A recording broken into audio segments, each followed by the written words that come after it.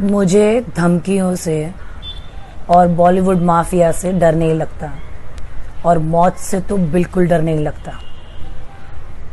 मेरी नज़र में कुछ बातें हैं जो मैंने एक्सपीरियंस की है, मैं आप लोगों के साथ में शेयर कर रही हूँ। सबसे पहली बात, क्रिमिनल का एक माइंडसेट होता है और वो क्राइम एक ही पैटर्न में बार बार करता है। बॉलीवुड के 3 सुसाइड जिनके अंदर एक नाम हमेशा कॉमन रहा है। सबसे पहला परवीन बॉबी जी, जिनको मैं पर्सनली 16 साल की उम्र में मिल चुकी हूँ।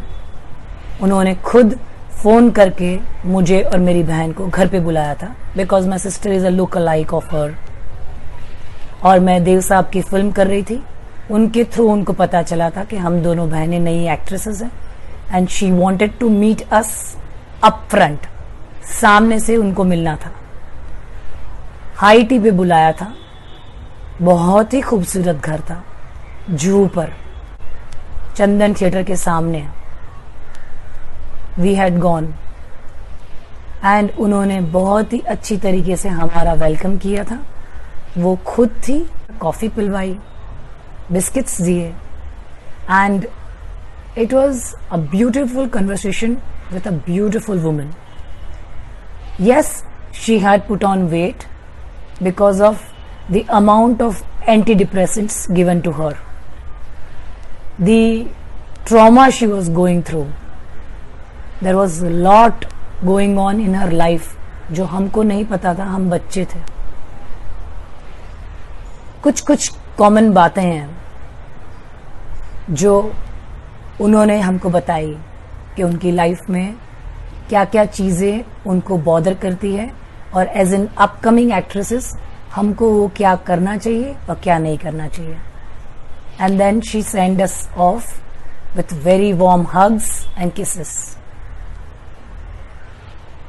She was mentally tortured and murdered with antidepressants, sedatives, and giving her term schizophrenia. किसी की जान लेनी है तो उसको पागल करार कर दो, वो अपने आप अपनी घुटन में मर के ख़त्म हो जाएगा, क्योंकि उसका सच सुनने वाला कोई नहीं है, और वो हमेशा लोगों के सामने झूठा और पागल करार होता रहेगा। जब दिव्या भारती मरी तो लोग मुझे ढूंढने लगे, मेरी मम्मी को फ़ोन कर रहे थे, बिकॉज बहुत सारी फिल्में थी उस वक्त। I was doing south films, I was doing mainstream cinema with Shahrukh and Sunil Shetty, and I was having a similar looks like Divya Bharti, so they wanted a replacement. There were news. I'll show you the clips.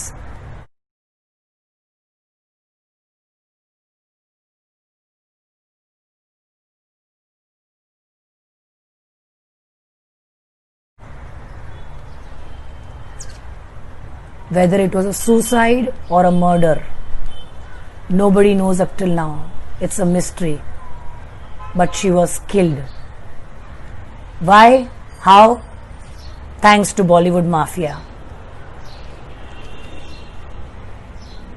Now this third person, very much close to lot of hearts all over the world, Sushant,